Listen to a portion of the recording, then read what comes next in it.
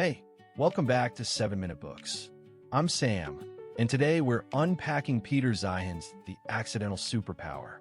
Sophie, I gotta ask, did this book make you rethink everything you thought about maps? Oh, absolutely. It's one of those books that sticks with you because it flips the whole global economy upside down.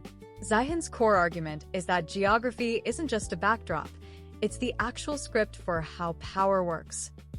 Right, and he starts with something so obvious we never think about it. Rivers. Like, the Mississippi River system is the reason America became an economic superpower. Exactly. He says rivers are the original highways. They let you move grain, coal, and iron ore cheaply from the interior to the ocean. The U.S. has this massive integrated river network that connects over 1 million square miles to the Gulf of Mexico. And no other country has anything close to that. China's rivers flow east to west, so the interior is cut off. Russia's rivers flow north into the Arctic, which is useless for trade. Plus, we've got 2 oceans as moats and only weak neighbors. That's what he calls free security. We never had to build a huge army to defend our borders, so we poured all that money into innovation and growth instead. That's the foundation. Then he drops this bombshell that the entire era of globalization was just a byproduct of American naval dominance after the Cold War. He calls it the American system. Right. The U.S. Navy guaranteed the sea lanes, so a company in Germany could source parts from Vietnam, assemble in Mexico, and sell in America without worrying about piracy or blockade. Countries like China and Japan got to be export powerhouses without spending a dime on their own defense. They were free riding on American power.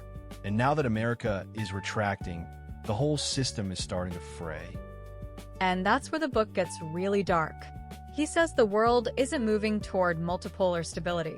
It's fragmenting along ancient geographic lines. Trade will shrink, supply chains will shorten, and we'll go from just in time to just in case. So what does that mean for the big players? Let's start with China, because everyone assumes they're the next superpower. Zeihan says no way. China's whole miracle was built on the American system. They exported to American consumers using American shipping lanes and an American security umbrella. Without that, their geography becomes a prison. Because they're surrounded by hostile, nuclear-armed neighbors, and their energy has to pass through the Strait of Malacca, which is easy to blockade. Plus, the one-child policy means their population is aging fast. So, he's predicting severe internal instability for China, not global dominance. And Russia? Even bleaker. Their rivers flow into the Arctic. Their only warm water port is on the Black Sea, which is basically a puddle. Right, and their economy is just oil and gas pipelines that can be cut. Putin's aggression is actually a sign of weakness, not strength. He's trying to hold together a declining empire. Then there's Japan, which is almost tragic.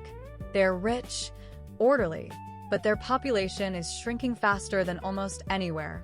They're a resource-poor island with no energy independence, and they relied completely on the American system.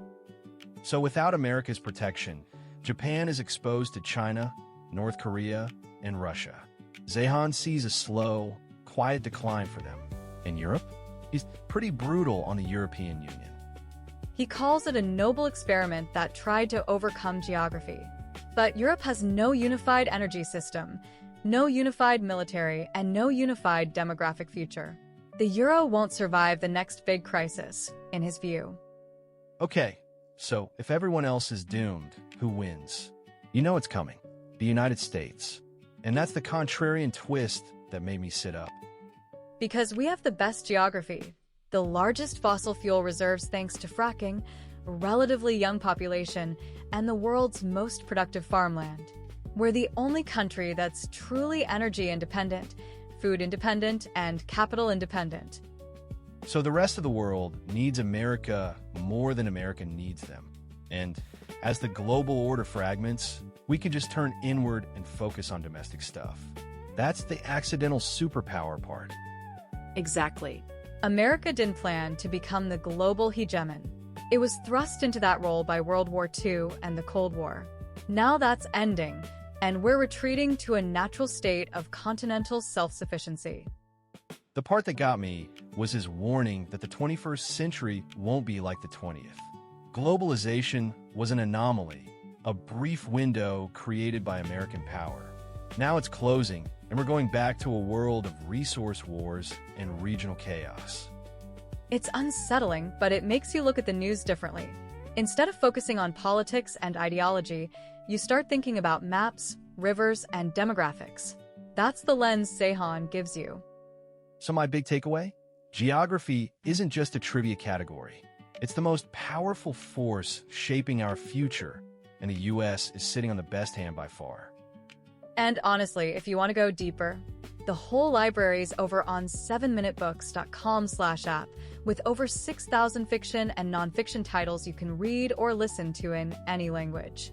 It's $2.99 a month, $9.99 a year, or $19.99 for lifetime access.